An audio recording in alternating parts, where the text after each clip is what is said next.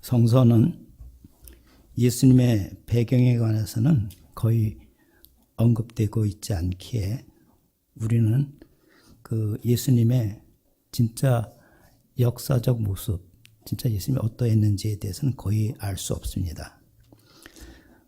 오늘 읽은 본문도 예수님을 배척하려는 사람들의 비난 속에서 우리는 그분이 역사적 배경을 조금 알 수 있을 뿐입니다.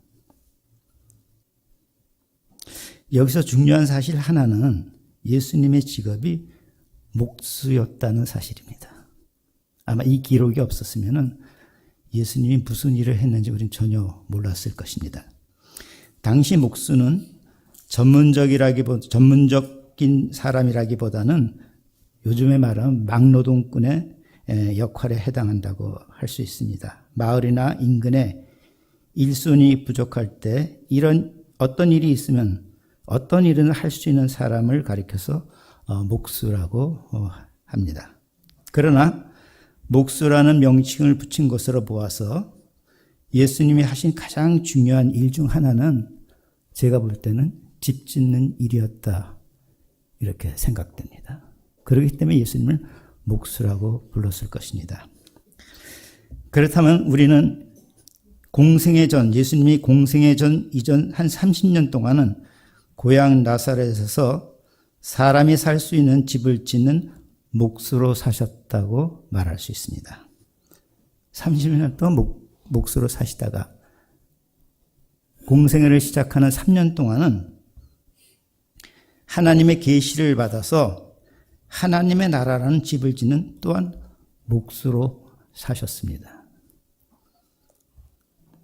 마치 생선을 잡는 어부가 주님의 부르심을 받고 사람을 낚는 어부가 된 것처럼 주님도 아마 사람을 위하여 집을 지어주는 목수로 계시다가 어느 날 하나님의 계시를 받아서 하나님의 나라를 짓는 그런 목수의 일을 완수하시고 가셨다고 말할 수 있습니다.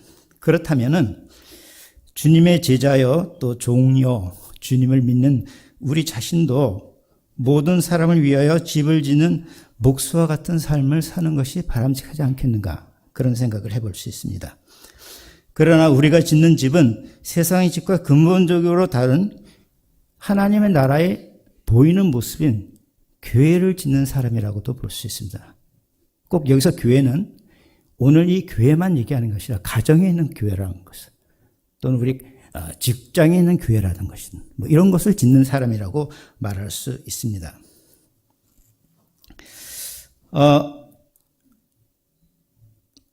교회라는 집을 짓는 목수는 세상 사람들이 인간이 사는 집을 짓는 그러한 일과는 전혀 다른 예수님이 하나님 나라의 집을 우리를 위하여 지어주신 것 같이 예수님의 제자요 또한 종인 우리 자신도 교회라는 집을 지어서 이 모든 세상 사람을 위해서 그런 집을 지어주는 것이 우리의 사명이라고도 말할 수 있습니다. 제가 오늘 얘기하려고 하는 것은 우리가 짓는 교회, 이게 상징적으로 말하는 겁니다. 교회라는 집은 다음 세 가지가 절대적으로 필요하다고 말할 수 있습니다. 첫째는 우리가 잘 아는 대로 교회는 반석 위에 지어져야 된다는 것입니다. 반석 위에 지은 집과 모래 위에 지은 집으로 예수님께서는 은유적으로 표현하셨습니다. 반석 위에 집을 짓지 않으면 그 집이 무너짐이 크다고 그렇게 말씀하셨습니다. 여기서 반석이라는 말, 히라버 페트라 또는 페트로스, 이 말은 우리가 잘 아는 대로 베드로에게 주신 주님의 새로운 이름이며 이것은 마태복음 16장 18절에 따르면 베드로의 신앙 고백을 상징합니다. 그렇다면 교회가 든든한 반석인 베드로의 신앙 고백 위에 세워져야만이 무너짐이 없다고 이렇게 말할 수 있습니다. 그 신앙 고백은 우리가 너무나 잘 알지 않습니까? 당신은 그리스도시요 하나님의 아들이라는 겁니다. 저는 개인적으로 그렇게 생각합니다. 오늘날 이런 신앙 고백이 흔들리기 때문에 오늘 한국 교회는 흔들리고 무너져가고 있다고 볼 수 있습니다. 가장 기본적인 기초가 무너지면은 모든 건물은 무너지게 되죠. 우리가 짓는 교회는 우리가 짓는 신앙적 교회는 언제나 바른 신앙 고백 위에서 세워질 때 비로소 존재할 수 있다고 볼 수 있습니다. 둘째는 우리가 짓는 교회는 말씀이라는 벽돌로 지어져야 한다. 이렇게 말씀드릴 수 있습니다. 집의 재료를 무엇으로 사용하느냐에 따라서 그 집이 영원토록 존재할 수도 있고 순간적으로 사라질 수도 있습니다. 우리가 잘 아는 우리 손주들, 제 손주들에게 어렸을 때 제일 많이 이야기해 주는 게 뭡니까? 그게 아기 돼지 삼형제입니다. 그 동화처럼 집더미로 대충 지은 첫째 돼지의 집은 늑대 입김으로 한순간에 날아갔고, 나무로 지은 둘째 돼지의 집도 역시 입김으로 한순간에 무너졌지만, 벽돌로 지은 집은 셋째 돼지 집은 늑대의 어떤 공격에도 무너지지 않았다. 이렇게 우리가 알고 있습니다. 벽돌로 짓는다는 것은 집의 기초도 든든해야 하지만 보이지 않는 겁니다. 그러나 집의 재료도 아주 중요합니다. 보이지 않는 기초 위에, 든든한 기초 위에, 반석 위에 세워서 집을 어떤 재료로 쓰느냐가 아주 중요하죠. 우리가 짓는 교회라는 집은 벽돌로 지어야 하는데, 이 벽돌은 무엇인가 이렇게 얘기할 때 성서를 자세히 읽어보면 그 벽돌은 바로 하나님의 말씀이라는 것을 알 수 있습니다. 하나님의 말씀이라는 그런 벽돌로 교회를 세워줘야 된다는 겁니다. 우리도 주변에는 우리를 대적하는 마귀가 우는 사자같이 두루다니며 삼킬 자를 찾고 있습니다. 무엇으로 인한 악의 세력 여러 가지입니다. 이단도 될 수 있고, 거짓 교사도 될 수 있고, 권력자도 될 수 있고, 세상의 가치도 될 수 있습니다.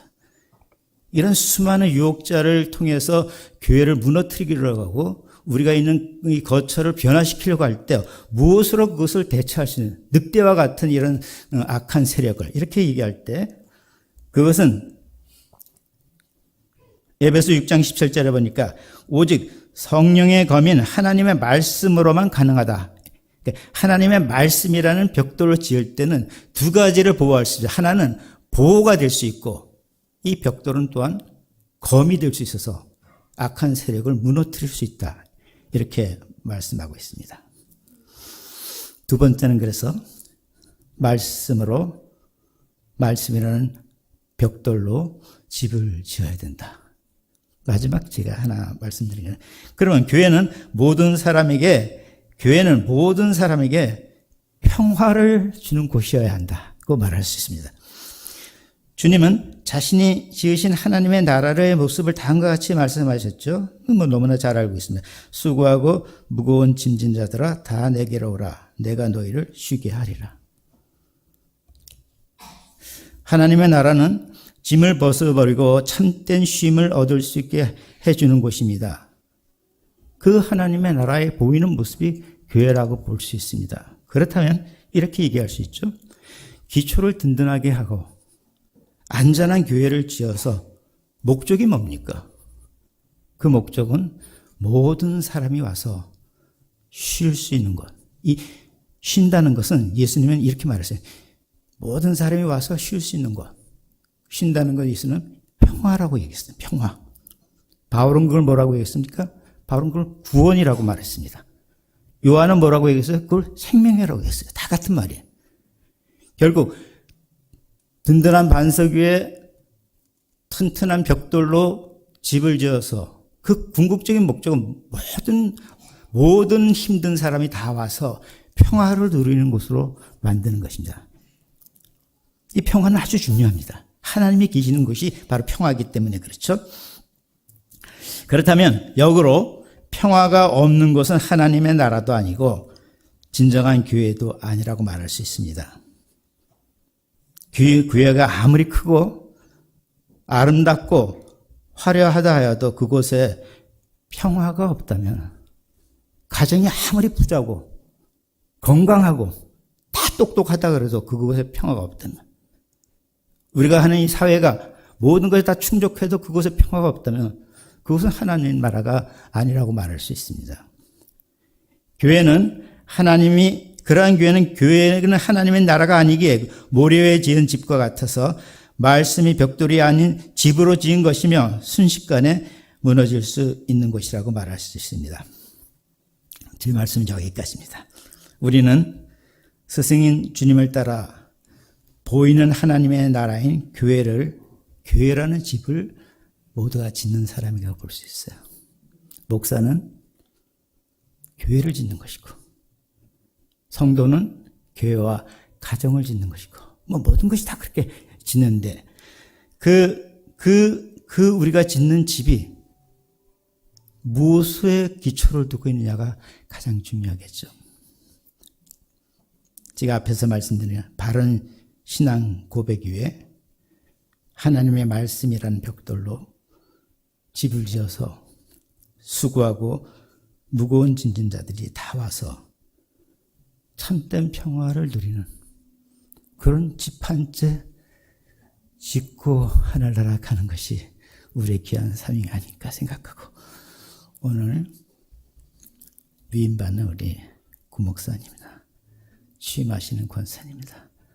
오늘 모인 우리 모든 믿음의 식구들이 아름다운 하나님의 집을 지어서 그 속에 수많은 세력이 와서 궁극적인 평화와 구원과 생명을 얻는 귀한 집을 지을 수 있는 저와 여러분이 되시기를 바랍니다. 기도하겠습니다. 사랑해 주님, 오늘 주님이 사랑하고 모든 성도들이 사랑하는 목사님과 권사님이 위임하고 취임을 받게 되었습니다. 감사드리고 앞으로 이분들이 보이는 하나님의 나라인 교회를 바른 신앙 고백 위에서 하나님의 말씀으로 아름답게 지어서 수많은 사람들이 와서 쉴 수 있는 귀한 집을 짓고 사는 아름다운 목수들이 다 될 수 있도록 주님께서 함께 하시고 저희 모두에게도 같은 은총으로 함께해 주시옵소서. 예수님 이름으로 기도합니다. 아멘.